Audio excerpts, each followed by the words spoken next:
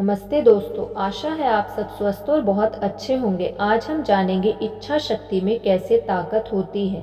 मैं स्टार्ट करती हूँ। तैयारी करना व्यावसायिक होने की निशानी है। यह किसी भी क्षेत्र में सफल व्यक्तियों की भी पहचान है। जब आप अपने व्यवसाय में डूबेंगे तो पाएंगे कि महान सफल लोग औसत लोगों से ज़्यादा अपनी तैयारी में समय देते हैं।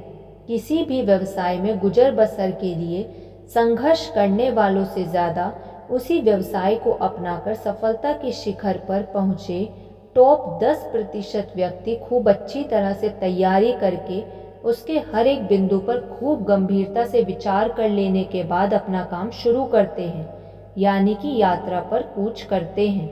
व्यवसायिक सफ़र करने वाले किसी भी ट्रिप को निकलने से पहले पैकिंग से लेकर इतने तरह की तैयारियां करने की आदत डाल लेते हैं कि उन्हें किसी भी नई यात्रा के लिए कूच करने से पहले ज़्यादा सोच विचार करने या चिंता नहीं करनी पड़ती है, क्योंकि वह सब उनकी आदतों में शुमार हो जाता है।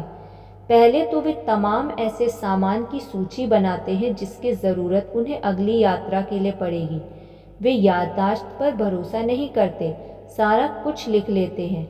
यह होता है उनका पहला कदम। दूसरे, पैकिंग से पहले वे सारा सामान अपने सामने रख लेते हैं जो साथ ले जाने वाले हैं। तीसरे, फिर सारे सामान को भलीभांति निर्धारित समय से काफ़ी पहले ही पैक करके इस तरह रख लेते हैं मानो तुरंत हवाई अड्डे के लिए निकलना हो। व्यावसायिक यात्री समझते हैं कि अफरा तफरी में पैकिंग और जल्दी जल्दी निकलने के चक्कर में कोई ज़रूरी सामान छूट सकता है। इससे हवाई अड्डे पर पहुंचने से लेकर विमान में बैठने तक खुद को भी और यात्रा प्रबंधन में लगे कर्मचारियों को भी अनावश्यक असुविधाएं हो सकती हैं। बेहतर सफ़र और अपने ठिकाने तक सही सलामत पहुंचने के लिए एक तकनीक आप अपना सकते हैं। इसके तहत सोचें कि खराब से खराब क्या हो सकता है। उसके लिए अपने आप से पूछें कि इस ट्रिप में खराब से खराब क्या हो सकता है। एक प्रोफेशनल वक्ता और सेमिनार संचालक के रूप में मेरे लिए भी खराब यही हो सकता है कि मेरे सामान कहीं छूट जाए और मुझे बिना कपड़े के तथा यहाँ बोलने के लिए आवश्यक सामग्री के आना पड़े। इस खराब स्थिति के प्रति मैं सचेत थी और अपना सामान मैंने विमान में अपनी आंखों के सामने रखा और हमेशा ऐसा करती हूँ। पहले से योजना तैयार रखने की इस आदत के कारण मुझे सामान समेटने में देरी या सामान छूटने जैसी परेशानी का सामना कभी नहीं करना पड़ता। यहाँ तक कि लंबी ट्रिप या यात्रा में भी, जिसमें कई दिनों की यात्राएं रहती हैं और लगातार बोलना पड़ता है, मैं अपने साथ एक छोटा सूटकेस लेकर विमान में चलती हूँ। ज़रूरी होने के बावजूद मैं बड़ा सूटकेस नहीं लेती। उसकी जांच हो सकती है, छूटने की संभावना रहती है।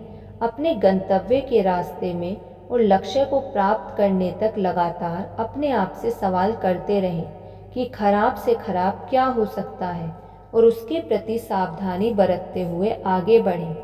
बड़े बड़े चिंतक और महान व्यक्ति पहले ही सोच लेते हैं कि खराब या प्रतिकूल स्थिति का सामना करना पड़ सकता है। इससे छुटकारा पाने की योजना बना लेते हैं। कोई अपने भाग्य पर भरोसा करते हैं तो कोई नहीं करते हैं। मैं खराब किस्मत में यकीन करती हूँ। मैं मानती हूँ कि यही मेरे साथ है और उसी हिसाब से योजना बनाती हूँ। उदाहरण के लिए, किसी भी उड़ान में विलंब होना या उसका रद्द होना कोई असामान्य बात नहीं है, क्योंकि मौसम या तकनीकी खराबी के कारण पर्याय वैसा होता है। मेरे साथ ऐसा कई बार हुआ है। इस स्थिति से निजात पाने के लिए मैं अपनी निर्धारित उड़ान पकड़ने से पहले अपने ट्रैवल एजेंट से लेकर उस समय की या उससे पहले की अन्य उड़ानों की सूची ले लेती हूँ। हमारे विमान में अगर कोई समस्या आती है तो मैं दूसरा विमान पकड़कर निकल जाती हूँ। वैसे अवसरों पर असंभावित इमरजेंसी की स्थिति में मैं तुरंत आपके ट्रैवल एजेंट को फ़ोन करती हूँ। वह उस रूट की अन्य उड़ानों का ब्यौरा कंप्यूटर पर देखकर बता देती है और मिनटों में वैकल्पिक उड़ान की व्यवस्था हो जाती है। ज़्यादा दिन नहीं हुए, फॉर्च्यून 500 कंपनी के सेमिनार में हिस्सा लेने के लिए मैं 5 घंटे की विमान यात्रा पर निकली। जब सब लोग अपनी सीटों पर बैठ गए तो पायलट ने ऐलान किया कि विमान में कुछ तकनीकी खराबी आ गई है। और कर्मी दल उसे ठीक करने में जुटे हैं। उसने यह भी बताया कि लगभग 30 मिनट में यही स्थिति का पता चल पाएगा। तब तक यात्रीगण कुछ पढ़ सकते हैं, फोन कॉल कर सकते हैं। ऐसे हालात का आदी हो चुकी मैं तत्काल सक्रिय हुई। अपने ट्रेवल एजेंट को मैंने फ़ोन किया। पता चला कि 20 मिनट में एक और विमान उसी रूट के लिए उड़ान भरेगा। मैं उस विमान में बैठकर और निर्धारित समय से आधा घंटे पहले अपने गंतव्य पर पहुंच गई। बाद में पता चला कि पहले विमान में भारी तकनीकी खराबी थी, जिसे पायलट ने कम करके शुरू में बताया था। यात्री को विमान के अंदर और उसके आसपास 3 घंटे से ज़्यादा समय तक रखा गया और उसके बाद विमान रद्द कर दिया गया। चूँकि उस दिशा में जाने वाले सारे विमान उड़ चुके थे, इसलिए यात्रियों के पास घर लौटने और अगले दिन आने के सिवाय कोई विकल्प नहीं था।